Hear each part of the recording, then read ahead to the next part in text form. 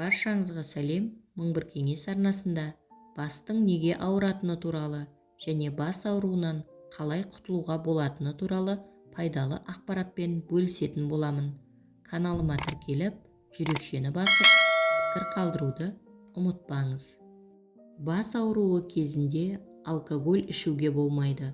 Оның босаңсытатын әсері сіз ойлағандай көмектеспейді. Ол қан тамырын кеңейтіп, алғашында ауруды басады, бірақ содан кейін ауру қайтадан пайда болып, екі есе күшейеді. Бас ауруы кезінде шылым шегуге болмайды. Себебі никотин қан тамырларын бірден тарылтып жібереді, ал соның салдарынан ауырсыну одан да күшті болады. Басқа мұз қоюға болмайды. Бас ауруы және оның әсері әртүрлі болғанымен, адам әрқашан оның себебін дұрыс түсіне бермейді. Егер шиеленісті бас ауруы кезінде суықпен емдеу зиян келтірмесе, бірақ күретамырлық қысымның көтерілуінің салдарынан болатын ауырсыну кезінде жағдайды нашарлатуы мүмкін.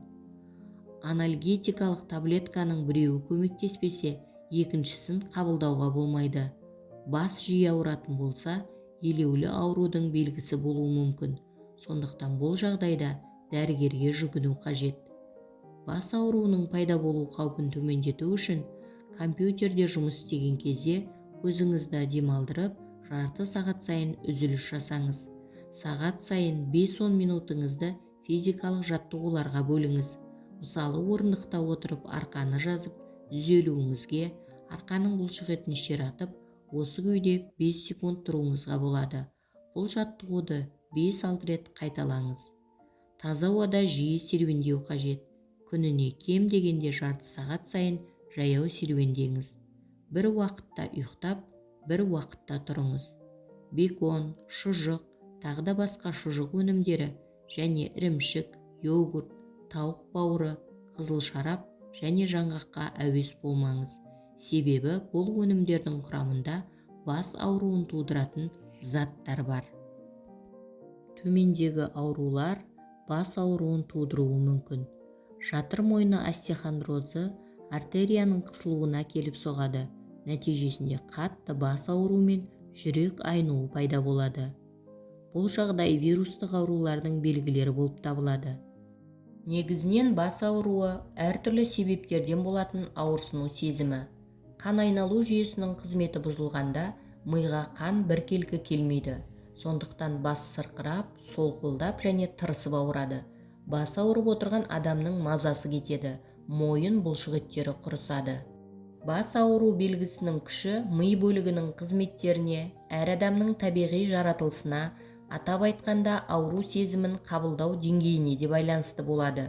Бас ауру жұқпалы аурулардан, көз, құлақ сырқаттарынан, уланудан, жүйке сырқаттарынан, ішкі секреция бездері қызметінің бұзылуынан, сондай-ақ қан құрамындағы зат алмасу процестерін үдететін заттардың шамадан тыс көбейіп кетуінен де болады.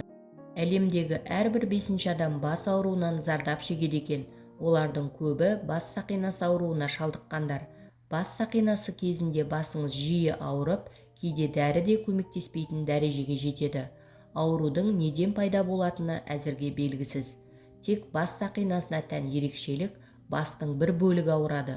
Көбіне самай мен маңдай тұсында және көз айналасында пайда болады.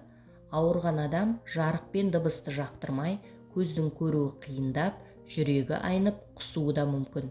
Әдетте бас сақинасы қатты күйзелгенде, шектен тыс жұмыс істегенде, шаршағанда өрбиді. Самай мен маңдай ауырған кезде адамның жүрегі айнып, қолы тоңып, дірілдеп, көру қабілеті төмендей бастайды. Бұл көбінесе ауыр көтергенде, дәрі ішкеннен кейін және ауа райы өзгерген кезде пайда болады. Егер аталған белгілер байқалса, бас сақинасы ауруынан қауіптеніңіз.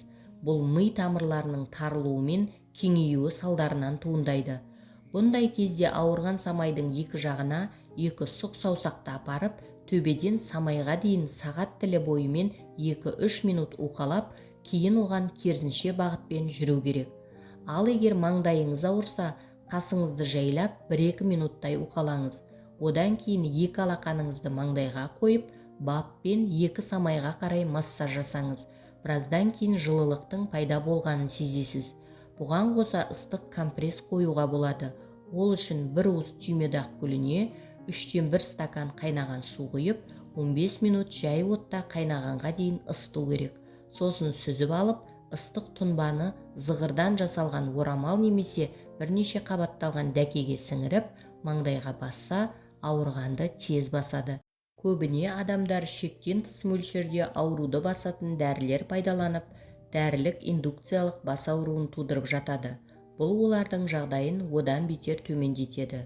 Мұндай ауруды емдеу тіпті қиынға соғады.